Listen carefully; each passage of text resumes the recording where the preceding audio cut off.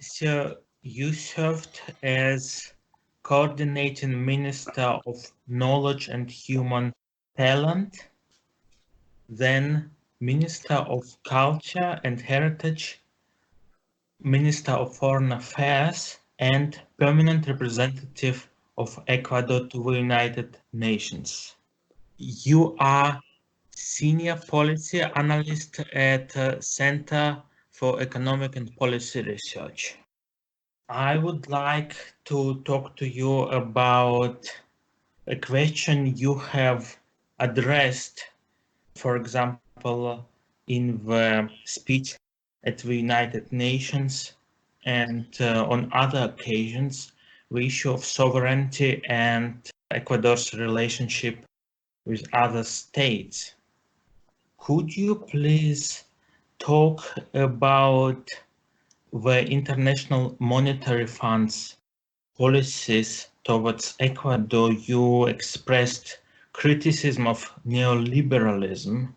And what do you think about the compromise achieved between the state and the protesters recently over the IMF deal? Okay, so if I understood your first question correctly, you want me to address the current international regime of development and how it affects Ecuador, right? Yes, and the compromise reached between government and of Lenin Moreno. Okay, so it's important to situate Ecuador in the context of Latin America. Ecuador was very much part of what is often called in English the pink tide, so the wave of left of center governments that governed in Latin America essentially in the first decade and a half of the 21st century. Ecuador was at the heart of that, and I would say it was very much at the heart of that in every sense, but especially in its development model, right? So in its economic and social policies and its planning of the development of the country. In this sense, Ecuador was very post-neoliberal. The government of the Citizens' Revolution under Rafael Correa between 2007 and 2017 was strongly anti-neoliberal and I would say engineered a series of policies that resulted in healthy rates of GDP growth and an important reduction in poverty and inequality, but did this by not applying orthodox neoliberal economic policies. I mean, we're not going to have time to go into too much detail, but essentially a lot of public investment, which is a taboo for neoliberals, and in our case, it worked very well because it actually attracted private investment, contrary to orthodox belief. The public investment, if it's invested in the right kinds of sectors, particularly in infrastructure and competitive, systemic competitiveness, you're creating the right kind of atmosphere for private investment to come. So actually, Ecuador's public investment had a crowding in effect, and not, as neoliberals would argue, a crowding out effect. It didn't replace or it didn't compete with private investment. It attracted it by building new universities, new roads, having good internet, good ports, good airports, good infrastructure, a reformed bureaucracy, all these things that public investment does. It created a more stable social contract with minimum wage, with a more politically stable system also, which in the end had a virtuous effect on private investment. So the anti-austerity, anti-neoliberal agenda was successful in orthodox terms, if you like, if you look at GDP growth. And it was also successful in terms of social indicators, reducing poverty, and above all, reducing inequality, which is the big problem in Latin America. Latin America is still the most unequal continent in the world, and a lot of its problems come from that inequality.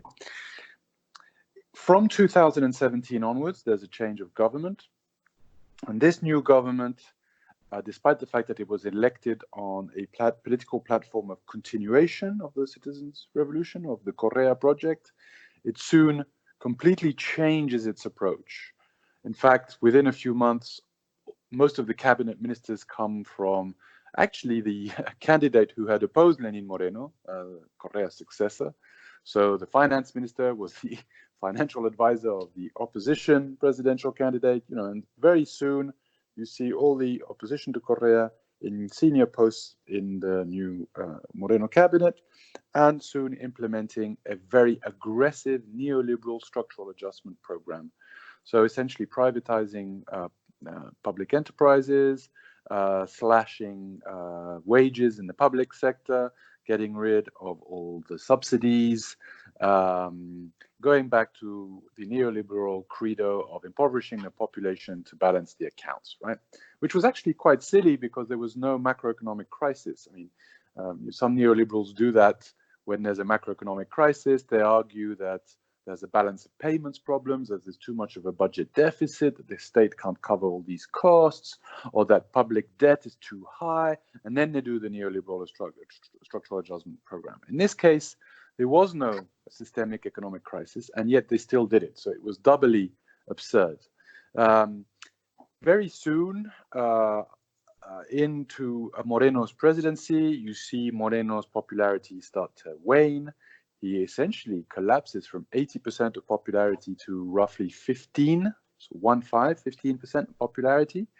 And when he finally makes a deal with the IMF, he, by decree, which is also a very authoritarian way of doing this, slashes subsidies on fuel, essentially, but also other measures. He reduces wages in the public sector and reduces by half the number of holidays. That wasn't very publicized in the press, but he reduces by half the number of days off that the public sector had. Very, very aggressive measure, all this in a decree. And it takes a number of measures also that are problematic macroeconomically because they encourage capital flight. So sorry for this long introduction, but if I'm going to answer your question, I would say that he did this essentially supported by an elite pact in Ecuador and a global financial agreement internationally, right, abroad, essentially the IMF. And this is very, very worrying because we're seeing an IMF that hasn't learned from the mistakes from the past, that hasn't matured, that hasn't changed its recipe book. And that's essentially applying the same recipes that it applied in the 80s and in the 90s, very fundamentalist and simplistic sort of recipes that almost good at reducing inflation and not much else in a country where you have no inflation because the Ecuadorian economy is dollarized, so it makes no sense. And very sad to come to that conclusion because the IMF, we thought, had published a few papers. There's an academic sector within the IMF that was starting to say less intransigent, less in fundamentalist things, more interesting things over the last few years. We had hoped, maybe naively, that there was some kind of evolution in the IMF. And what we've just seen with the case of Argentina, but also the case of Ecuador, is that it's the same old playbook from the 1980s and 90s that's been applied faithfully and I would say in a fundamentalist way by the Moreno government.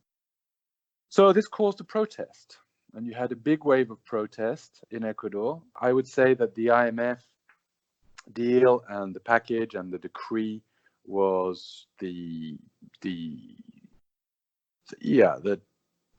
drop that tipped the glass of water. I mean, it was a short-term factor, short-term cause, but there were underlying causes. Moreno's popularity was already eroded. There was a lot of unsatisfaction with what's been perceived as Moreno's betrayal of his predecessor. He was elected on his predecessor's political platform. And so that kind of was the trigger. It was the thing that really, the economic package triggered these massive protests, the longest and the most important probably in the history of Ecuador, certainly in my generation. And yes, so in the end, you're quite right. The Moreno government was forced to negotiate, essentially to withdraw the economic package. in order for the protests to die down, and it has failed to apply the IMF package so far. It has tried since the protest to pass them through Parliament, through Congress. In Ecuador, it's called the National Assembly. But it's also failed. It just lost a key vote last week on this. So now there's a new watered down version. Every time they try to pass it, obviously you have to water it down, right? So there's a new watered down version, which they are trying to pass in the coming days. We'll have to see whether they have the votes for that. They might well do, but it's certainly a far cry from the aggressiveness of the plan that they originally agreed with the IMF. Is it fair to say that you are optimistic, or do you think the Moreno government will find a way to implement those reforms somehow in a different way? Okay, so I think they will find a way, but obviously I'm optimistic in the sense that the people have really, after 2 years of this very sort of a population that was, taken aback by Moreno's betrayal, and not really protesting, not really making its voice heard. This wave of protests and the level of politicization of Ecuadorian society is in a good way is a source of optimism, because the people are saying, no, hang on, we've had 10 years of increasing rights, civil rights, political rights, social rights, cultural, economic rights, and suddenly this man comes along and is trying to slash all these rights, and we're not going to allow it. So that's a great source of optimism. When people do that around the world, it's beautiful to see people defending their rights, and not just their rights, but other people's rights. It's even more beautiful when people defend other people's rights. So that's a great source of optimism. I also think that the protests marked a big change in the political cycle. So I think the Moreno government, but also the right-wing elites, are on the back foot. However, there is source for lots of concern in the short and in the medium term, because the Moreno government's reaction has been essentially an authoritarian reaction, right? So on the one hand, it's accepted to archive the economic measures and to, accept defeat on that front, partially because they're still trying to pass them through other ways. But on the other hand, the crackdown on the protest, the repression of the protesters itself, but since the protests, even more worryingly, I would argue, the crackdown on the opposition. So arresting people and putting them in prison, including elected officials, members of parliament, and very emblematically, the recently elected governor of the Quito province, called Pichincha province in Ecuador, Paola Pavón, who was elected in March, locked up because she tweeted in favor of the protests, and they couldn't find the exact way of arresting her, so they looked in the constitution and they found an article that spoke of armed rebellion, in the context of civil wars. Armed rebellion, you have to be armed, you have to have weapons, you have to have some sort of military organization. No, they just arrested this person I know very well, and who is in no way violent and has never called for any type of violence in her life, on the basis of armed rebellion. So optimistic in the sense that people are awakening, pessimistic in the sense that there's going to be much more pain before we see the end of this very nefarious cycle. I mean, we're seeing an authoritarian response. Essentially, we're seeing a desperate government, a government who had to flee Quito during the protests. They had to flee their capital. That's not when a government has to flee its capital and rule the country from another city, it's obviously not a good thing for that government, and it shows that fragility.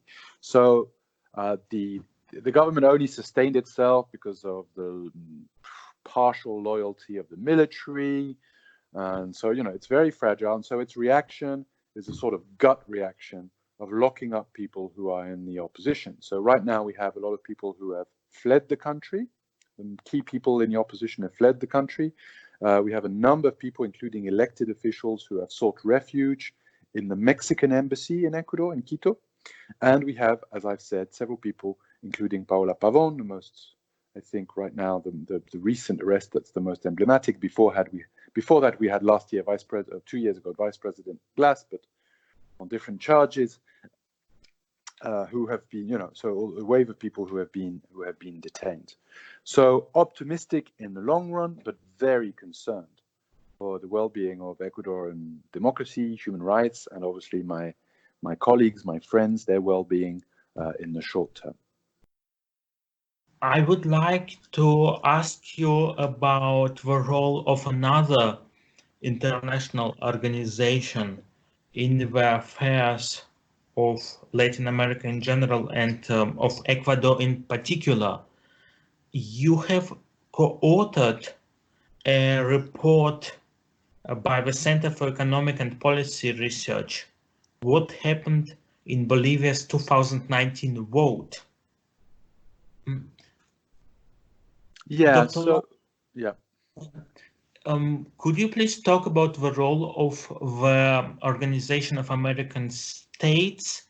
What have your interactions as a foreign minister with the OAS and with Mr. Almagro, its Secretary General, been?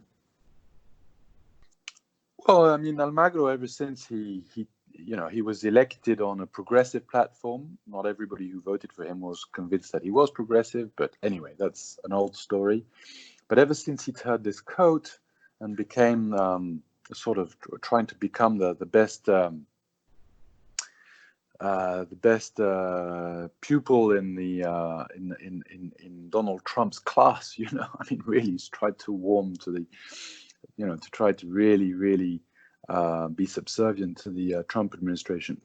But in any event, in the last few years, since he did that U-turn politically, he's been a very nefarious character in Latin America. He certainly polarized things unnecessarily in a number of countries where there was conflict, when you would expect a Secretary General to be a force for negotiation, for appeasement, for dialogue, for not someone who throws oil on the fire, which is what Mr. Almagro does systematically. So I think he's been a very nefarious person. I think a lot of people on the left, but also on the right, are very suspicious of him because he's someone that creates more problems than he solves. He's also someone who is, I think, very dangerous in terms of some of the things that he has proposed. He's been one of the key supporters of a violent outcome in Venezuela, supporter of the U.S. sanctions on Venezuela, but also a supporter of a military option on the table, as the U.S. authorities have sometimes put it. So someone who is not at all someone who tries to play a traditional role of a Secretary General of a multilateral organization. Right? The Secretary General is not the president of a region. He is someone who has to be a sort of catalyst of the will of states. He has to essentially execute the command of the collective will of states and governments, and not override it and be a sort of a lone ranger who does whatever he wants. And so that's created a lot of trouble for him, both on left and on the right, but obviously particularly on the left, because he has an agenda. And that agenda is to get rid of progressive governments in Latin America, particularly now that he's facing his re-election in March. So he's running for re-election as Secretary General. He really wants the support of the Trump administration. So he's trying to show that he's like a super hawk, close to Bolsonaro, which obviously Brazil is another important player in the region, close to Trump. I'm not even sure the State Department likes him that much because he's too much of a maverick. But maybe people like Senator Rubio and Donald Trump himself, maybe possibly even Mike Pompeo, I don't know. I think his strategy is to try to to shine with them by being super aggressive against the left in the region. So we've seen a number of things that he's done recently. One of them, which is unbelievably, a really nefarious precedent and totally illegal, was to give the Venezuelan opposition a representation in the OAS. So now today, Venezuela in the OAS is not the Venezuela in the UN. It's not the Maduro government. It's the self-proclaimed Guaido government. Right? It's the only organization in the world where the opposition, the self-proclaimed Guaido, actually is, representing Venezuela internationally. Not even after Cuba lost its seat at the OAS in 1962 was the Cuban opposition or the Cuban government in exile, if you like, in Miami. Not even then did that happen, and did the OAS accept them as the authentic representative of the Cuban state, right? I mean, it's incredible, especially as the OAS should clearly recognize the governments that the UN recognizes, and the UN recognizes the Maduro government. This is not to say there aren't any problems in Venezuela. Clearly there are many, and these needs to be solved.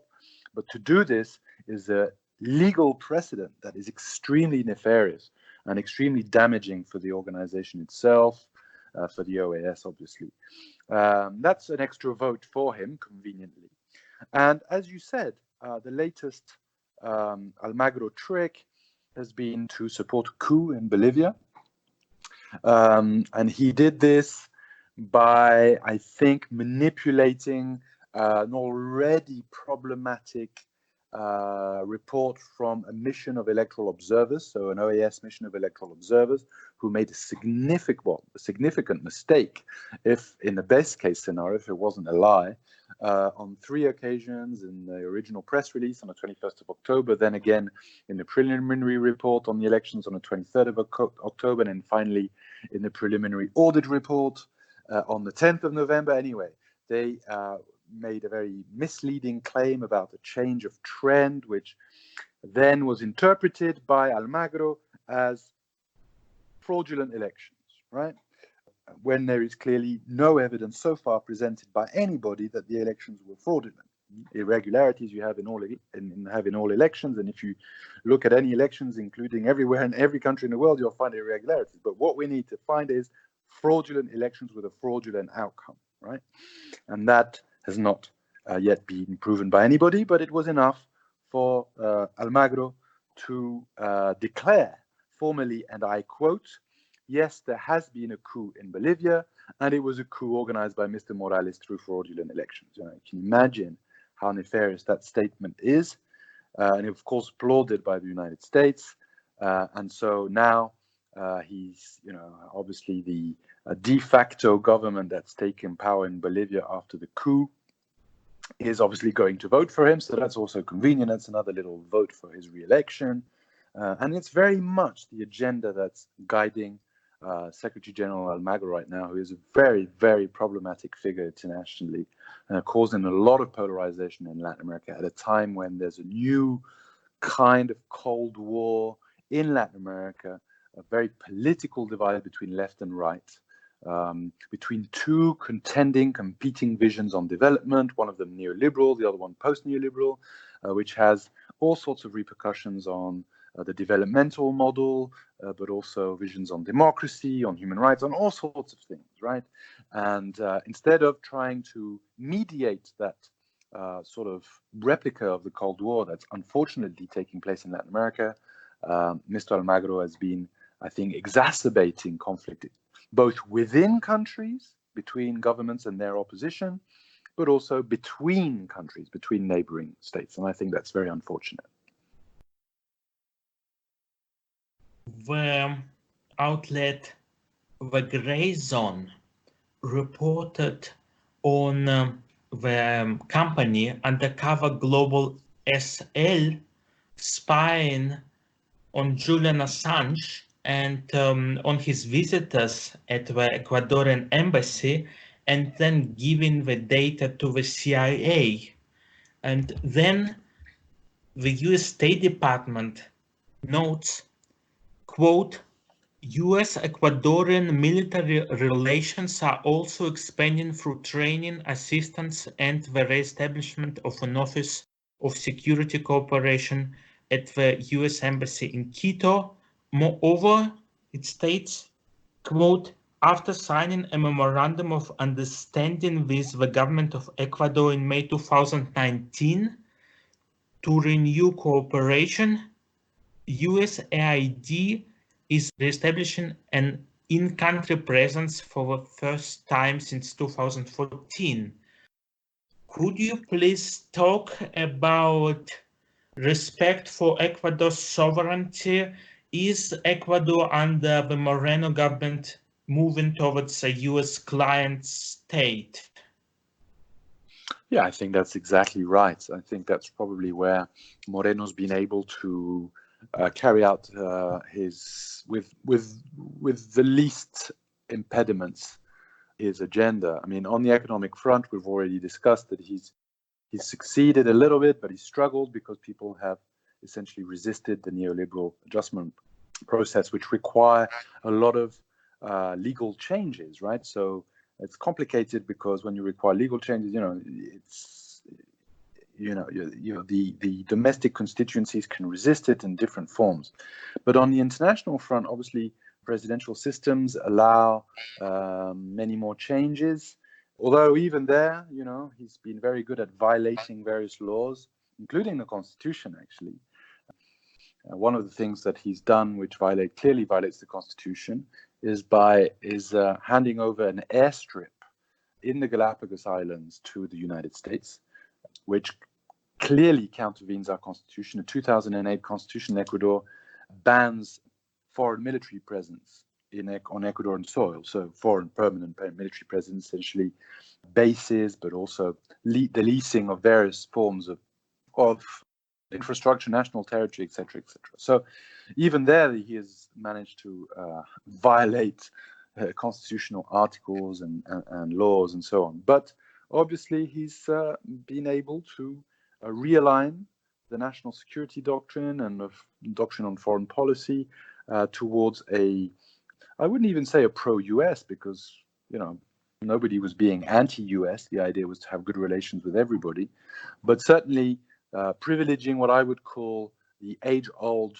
bilateralism, right? So the only thing that matters is the relationship with the United States, right? That's a really old doctrine of Latin American states. It goes back to the early 20th century, and particularly the Cold War era, whereas our foreign policy was about diversification, and it was about Latin American integration, because obviously if Latin American countries are united, then it's much easier for them to defend their interests, their sovereignty, but also their commercial interests, so on and so forth, right? Here, no, it's all about fragmentation. Generally speaking, in Latin America at the moment, that's what's going on, and Ecuador is a key player in that process. So compete with your neighbor, try to be the US's best friends by making everything more open, but also more precarious, both in terms of cheap labor, tax regimes, everything. You open up so that you compete with your neighbor, and you're more sort of you're more tempting for international capital and so on. I would say the security dynamic of that relationship is very important. So we've already mentioned the military presence in the Galapagos, but you're right to say that it's really a very intimate security dynamic with US training and presence in the armed forces after a long time of interruption, but also in the police force. Probably a lot of intelligence sharing, or maybe not sharing, but probably only goes in one direction, not in both directions. Not much reciprocity there, I would imagine. And of course, the Assange issue, which is a big thing, right? It was on the US list of things that Moreno had to do in order to ingratiate itself with the United States. And you're right to say that now we also have the proof that the United States was spying illegally on a diplomatic mission, in this case, the Ecuadorian embassy in London, for probably many years. We don't exactly know when the start date was. And yeah, it came out, you mentioned Grey Zone, but also in, the original story came out in El País in Spain, and it's been shown. There's even a court case about this in Spain now. So a lot of our original suspicions have been proven right, including the overarching suspicion on the fact that Julian Assange was being persecuted for his activities at the head of WikiLeaks as a publisher. When, the UK authorities would say, no, it has nothing to do with that. They would actually tell me in person, looking me in the eyes, they would say, it's got nothing to do with WikiLeaks. It's got everything to do with the case in Sweden. And we were saying, well, maybe, but we're concerned that he's being persecuted for his activities at the head of WikiLeaks. And therefore, he can go to Sweden tomorrow, no problem. But we need a guarantee of non-extradition to the United States, which nobody was prepared to give us, not the British authorities and not the Swedish authorities. So I think what this whole story with Moreno treacherously handing over Julian Assange to the British authorities, Julian Assange now in a high security prison in Belmarsh, what all this demonstrates and shows is that Ecuador was right when it granted asylum to Julian Assange. It granted asylum on the basis of international asylum law. And essentially, that is the fear of political persecution, in this case, for Julian Assange's activities as a journalist and as a publisher. Yeah? But it was this fear of political persecution which was derided in the international press as paranoia, as delusion. The British authorities actually used those words with me. Nothing to do with freedom of expression. Ecuador's paranoid, deluded. And here we are. No case in Sweden. There hasn't been a case in Sweden since 19th of May 2017. And yet, Mr. Assange is waiting for a potential extradition to the United States for his activities as a journalist. So, yeah, lots to say there, and certainly a nefarious role played by Lenin Moreno, who's clearly in Washington's pocket in many ways. You appeared on an episode of The Empire Files with Abby Martin.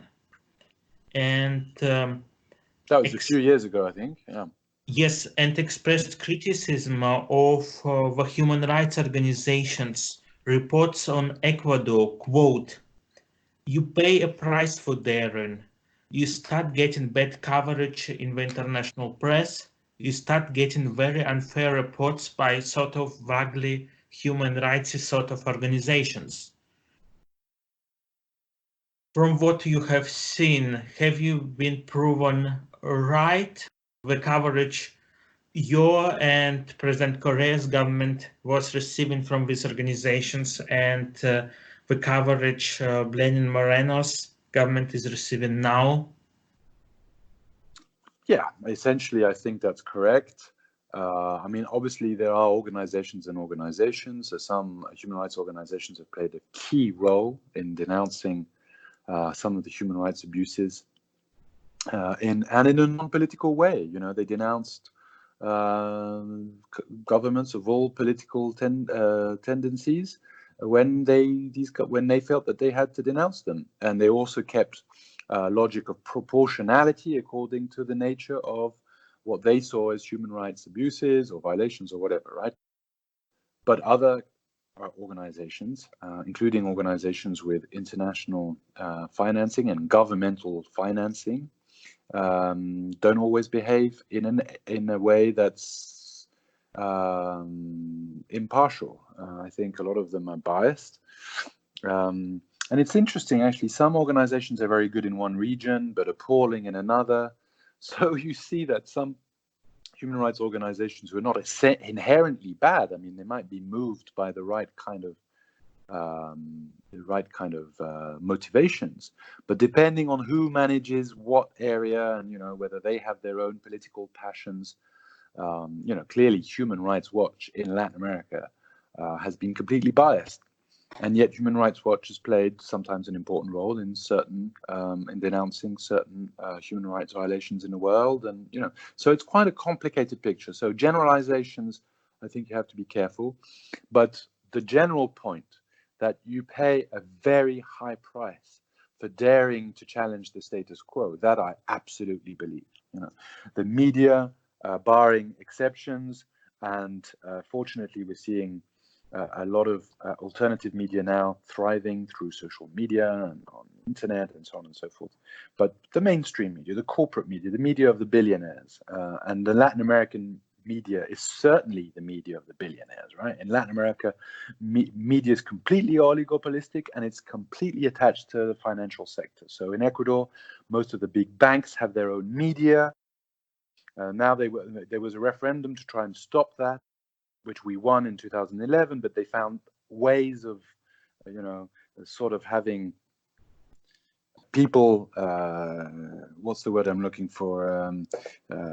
Pretend that they were, that separated their corporate interests, their financial interests from their media interests, when clearly they hadn't. They had middlemen, pretending to be independent. The media essentially was the opposition to our government. I mean, we had a very weak partisan opposition. Political parties were very weak, not because we were against, on the contrary, the institutional expression of political parties in the democratic framework. We would have liked to have a good, vibrant opposition, but the opposition came from the old neoliberal days, did very poorly in elections. They weren't very popular. They didn't have very strong leadership. And so the media essentially filled in that void, that vacuum, which is a terrible thing to happen, right? You need a strong opposition, and the media should in a vibrant democracy, the media should retain its independence, its objectivity, its neutrality, its impartiality. That's not at all what happened in the Latin American countries where the left came to power. It was the media that was the main opposition. And so similarly, you're seeing the media in Latin America right now sort of supporting and bolstering this new authoritarianism, this new right-wing neoliberal authoritarianism that we're seeing. During the Ecuadorian protests, mainstream media in Ecuador did not cover the protests. It's unbelievable. You say this to European audiences and they find it hard to believe, but they just, instead of covering the protests, they had cartoons on, right? So the only coverage of the protests was, to a certain degree, international coverage. And of course, all the alternative media that's thriving at the moment because people are looking for alternative forms of news on the net. Of course, that has its challenges also, because we know that in the alternative news, there are all sorts of things. There's also fake news. There's also extreme right-wing outlets, so it's a real challenging moment in history right now, everywhere in the world, but I would say particularly in places where the mainstream media is really bad. It's a real challenging moment for understanding what the future of freedom of expression should be and what kind of media setup we should have. There are all sorts of theories, from completely deregulated theories to much more social contract-based theories. It's a complicated issue. But what I will say is that the media played a very political role. A number of NGOs were also permeated by state interests, including certain agencies in the world. Not all of them, but a number of them were, and a lot of those were political in their approach. And sure, when you try to transform society, and it's even harder from a peripheral country. If you try and change the international rules of the game, you're going to get there are consequences. We should not forget that Ecuador challenged many international rules of the game, not just the IMF and the World Bank, but we actually denounced bilateral investment treaties. We challenged the status quo on intellectual property. We challenged the status quo on free trade agreements. We challenged the status quo by trying to create a treaty at the UN. In fact, I had the honor of presiding that working group to have a treaty for transnational corporations to respect human rights, because so far in the UN, you only have binding agreements for states to respect human rights, but not a multinational or transnational corporation. So we tried to push a treaty that would make everybody accountable for human rights, not just states. All those things are very taboo for certain big powers and the international rules of the game, the status quo. And certainly, I think that what we're seeing right now in Latin America is a backlash, a sort of vengeance now that we're not in power, against those who dared to do those kinds of things. Do you have solidarity from other governments in Latin America and beyond, and from social movements? Will this attack on your and President Correa's legacy continue, or will, as your Twitter handle says, Latin America be back? Yeah, I think that we've been through the worst, as I explained before. I think that you're seeing an awakening in Latin America of people against neoliberal reforms, the return of neoliberal reforms. You're also seeing a number of electoral victories.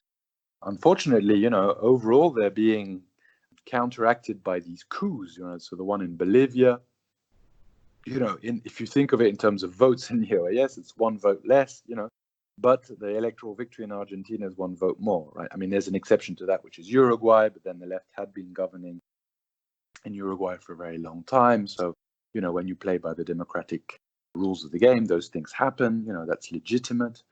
Anyway, but generally speaking, I would say that I certainly feel that the hemisphere right now is changing. There's a return to, there's, I guess the best way to summarize it is that the right-wing cycle will be short if it is democratic, right? It could be longer if it is authoritarian. So a good example is Brazil. The right-wing cycle would have been short if they'd allowed Lula to run, right? But through authoritarian means, and authoritarianism today is not the same as the old military dictatorships of the 60s and 70s, right? Authoritarianism is essentially through the judicialization of politics and lawfare and all these kinds of trying to banish the opposition through all sorts of political forms of persecution through the use of the judiciary. They managed to stop Lula from running. He would have won. All the polls were very clear about that, and we would have had a left-leaning Brazil. Similarly, in Ecuador, if Correa is the most popular politician in Ecuador by far, but he lives in Belgium, and if he set foot in Ecuador, he would be arrested, right? So again, they can extend the longevity of their neoliberal projects by being authoritarian, and that's what's so worrying. But where democracy is given a chance, and we just saw Argentina, neoliberalism is terrible. It's not even it's not even good for the elites, both unfair for society and particularly for the poor people in society, but it's also unintelligent, right? It's not even good for the overall health of capital accumulation in the country. It's essentially a hyper ideological program that doesn't work, and so eventually it is defeated.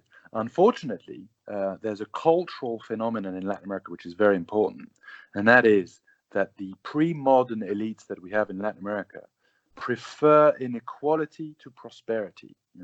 They prefer having underdeveloped countries where their relative role in society is a role of dominance than much more modern, democratic, even capitalist states, right? Let alone socialist, right? And even sort of more modern social contract-based capitalist states, which would make them more prosperous and more powerful elites internationally, because their role in the international division of labor would be more interesting. It would be less based on raw materials. But unfortunately, they prefer their relative dominance in a highly hierarchical and unequal system. And that's terrible, and that has to be resolved in Latin America. But by and large, the last 2 years have been awful, but we're seeing the next 2 years, I think we'll see a general growth of progressive forces. The liberation of Lula was very important symbolically, but also in giving us faith and hope and energy and enthusiasm and optimism. Unfortunately, the coup in Bolivia was a huge setback, a very important setback. But I think that again, this kind of authoritarianism, it will be difficult for it to thrive in the long term in the 21st century in Latin America. And eventually these are very desperate forms of control and power sustenance that the right wing and the elites in Latin America are carrying out, and there will be a backlash. There will be a boomerang effect in Latin America, and we're feeling it through these protests and popular mobilizations in Ecuador, in Colombia, in Chile, in Bolivia. Brazil's waking up. Argentina's gotten rid of the Macri project. Mexico's starting to embolden its foreign policy. You know, there are a number of elements that can make us hopeful. Final question. Could you please comment on the proceedings against the lawyer Steven Donziger, Chevron versus Steven Donziger? Yeah, well, this is, I mean, I can't go into too much detail in the legal case, first because it's a very complex case, and we were always careful to not intervene in the judicial details, but a political position, if you like, I can give you, and that is that the Ecuador's struggle against Chevron is an archetypal example of transnational corporation domination of people, democracy, human rights. And one of the reasons why we wanted to push in the UN something I've already mentioned, which was a treaty on transnational corporations and human rights, is so that we could avoid exactly that kind of behavior. So, you know, Chevron grossly contaminating the Ecuadorian Amazon and having a huge impact on local communities, indigenous communities, being taken to court by these communities, and, you know, the international system protecting Chevron buying people left, right, and center, attacking Ecuador's reputation, pumping millions into an anti-Ecuador campaign, and it has a lot of millions, you know. Billions, in fact. You know, I think, if I don't remember wrongly, Chevron assets around $250 billion, which is, you know, 2.5 times Ecuadorian GDP, right? I mean, you know, it's that kind of asymmetry that we're dealing with, and of course, the people who have struggled for the rights of the communities who have been hurt tremendously by this huge, deliberate, not even accidental, but deliberate oil spill on behalf of Chevron. So their lawyers have been victims of vengeance, persecution, because that's the sure way of dissuading others to dare to attack these giants in the future, right? So, as far as I understand, Steven Donziger is one such victim, right? He dared to take on Chevron. He's bearing the brunt of Chevron's multi-billion-dollar might. It's terrible, and unfortunately, it also says a lot about the capacity that these large conglomerates and corporations have to essentially hop from one jurisdiction to the other. So they commit a crime in one jurisdiction, or they commit, a massive violation of human rights, and then, you know, they can be taken to court in that country, and that's exactly what happened in Ecuador. They were taken to court and they were found guilty and they had to pay the money, but, you know, they've since left the country and they're doing, I don't know whether something similar or not, you know, elsewhere, but there's no global jurisdiction that will make these corporations accountable.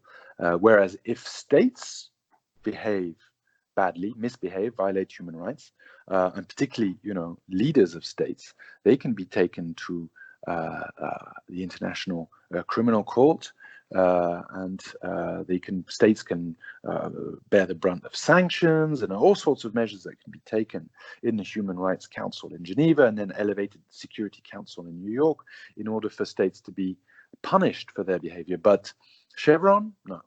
Chevron, there's no way. The only way you can take Chevron to court you can make Chevron accountable is by taking Chevron to court in these different jurisdictions. And that costs a lot of money. So you have to take Chevron to court in the United States, you have to take Chevron to court in Canada, you have to take Chevron to court in Argentina, you have to take, and they keep running and they keep evading their responsibility. So as far as I understand, Stephen Donziger is their latest victim, and that's a very tragic thing. And it's essentially to stop lawyers from daring to attack them, that they bully people like that.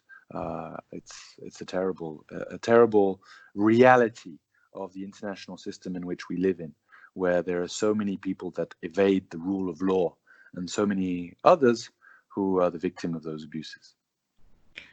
Thank you very much for this interview, Dr. Long. I wish you all best for your work. Thank you very much. It was a pleasure. The questions were great, and I look forward to speaking to you.